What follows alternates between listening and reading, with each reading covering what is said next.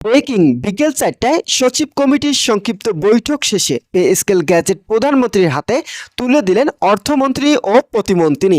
তো বন্ধুরা, এই বিষয়টি নিয়ে আজকের এই ভিডিওটিতে বিস্তারিতভাবে আলোচনা করতেছি, তাই ভিডিওটি সম্পূর্ণ মনোযোগ সহকারে দেখার জন্য অনুরোধ রইল। তো বন্ধুরা, সরকারি কর্মকর্তা কর্মচারীদের দীর্ঘদিনের প্রতীক্ষার অবসান ঘটিয়ে অবশেষে চূড়ান্তভাবে অনুমোদিত ও স্বাক্ষর হতে যাচ্ছে বহুল আলোচিত নতুন পে স্কেল বা জাতীয় বেতন কাঠামো গ্যাজেট। আজ বিকেল 4টায় সচিব কমিটির শীর্ষ কর্মকর্তা, অর্থমন্ত্রী এবং অর্থ প্রতিমন্ত্রী উপস্থিতিতে একটি অত্যন্ত গুরুত্বপূর্ণ ও সর্বশেষ পর্যালোচনা বৈঠক অনুষ্ঠিত হয়।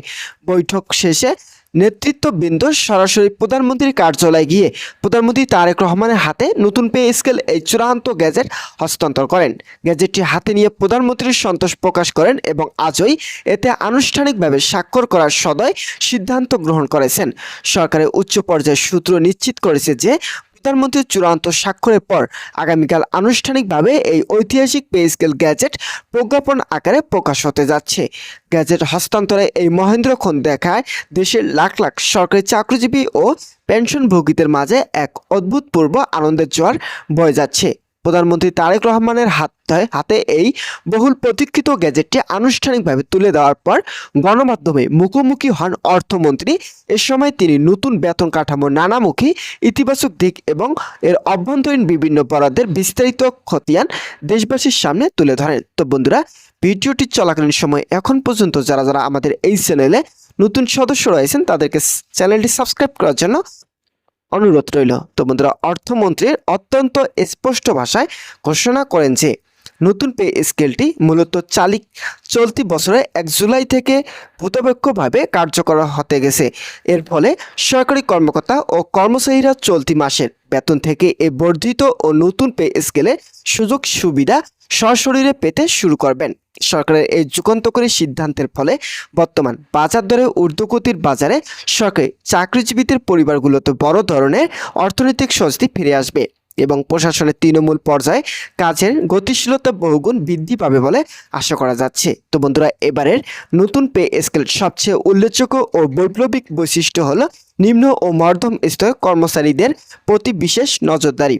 অর্থমন্ত্রী জানান, এবার প্রশাসনের 11 থেকে 20তম গ্রেডে কর্মচারীদের বেতন ও ভাতার হার তুলনামূলকভাবে অনেক বেশি বাড়ানো হয়েছে, যা দেশের ইতিহাসের একটি নজিরবিহীন ঘটনা।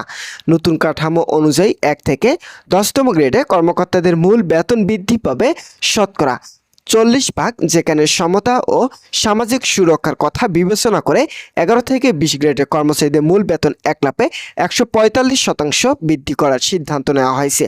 এর পাশাপাশি দেশে প্রবীণ ও অবসরপ্রাপ্ত কর্মকর্তা কর্মচারীদের কল্যাণের কথা চিন্তা করে পেনশন সুবিধা সরাসরি 100% বা দ্বিগুণ করা হয়েছে।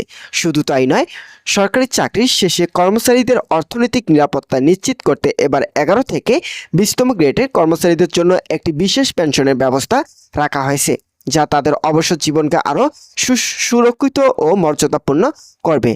নতুন এই বিশাল বেতন কাঠামো দেশের অর্থনীতি যেন কোনো রকম বিশৃঙ্খলা তৈরি না করে, সেজন্য সরকার ইতিমধ্যে সব ধরনের আগাম প্রশাসনিক ও অর্থনৈতিক পদক্ষেপ সম্পন্ন করেছেন। তো বন্ধুরা, এই বিশাল অঙ্কের বরাদ্দের মধ্য থেকে প্রথম ধাপের বেতন ও ভাতা বাবদ প্রয়োজনীয় 35,000 কোটি টাকা ইতিমধ্যে অর্থ মন্ত্রণালয়কে সম্পূর্ণভাবে অবমুক্ত ও বরাদ্দ দেওয়া হয়েছে। এই অর্থ সচল থাকায় নতুন স্কেল বাস্তবায়নে সরকারের কোনো ধরনের নগদ অর্থের সংকটে পড়তে হবে না। পুরো বাস্তবায়ন প্রক্রিয়াটি সুশৃঙ্খল রাখতে সরকার এটিকে 2টি ধাপে বিন্যস্ত করেছে। প্রথম ধাপে মূল বেতন 100% কার্যকর করার পর দ্বিতীয় ধাপে গিয়ে সমস্ত ভাতা সমূহ গড়ে 40% পর্যন্ত বৃদ্ধি করে তা কার্যকর করা হবে। তবে অর্থমন্ত্রী পরিষ্কার করে দিয়েছেন যে দ্বিতীয় ধাপে এই নতুন ভাতার হার পুরোপুরি কার্যকর হওয়ার পূর্ববর্তী সময় পর্যন্ত কর্মচারীদের বর্তমান চালু থাকা সমস্ত বিশেষ সুযোগ সুবিধা অন্তর্বর্তীকালীন ভাতাগুলো সম্পূর্ণভাবে বহাল থাকবে, যাতে কেউ কোনোভাবে ক্ষতিগ্রস্ত না হন। তো বন্ধুরা, 11 থেকে 20তম গ্রেডের কর্মচারীদের ক্ষেত্রে সকল প্রকার ভাতা শতকরা 40% হারে বৃদ্ধি পাবে। সেখানে 1 থেকে 10তম গ্রেডের কর্মকর্তাদের এই বৃদ্ধির হার রাখা হয়েছে শতকরা 20%। প্রধানমন্ত্রীর কার্যালয় থেকে বের হয়ে অর্থমন্ত্রী ও অর্থ প্রতিমন্ত্রী এই বিস্তারিত ও আশাব্যঞ্জক ঘোষণার পর সচিবালয় সহ বাংলাদেশের সরকারি দপ্তরগুলোতে এখন শুধু আগামীকালের আনুষ্ঠানিক গ্যাজেট প্রকাশের অপেক্ষা।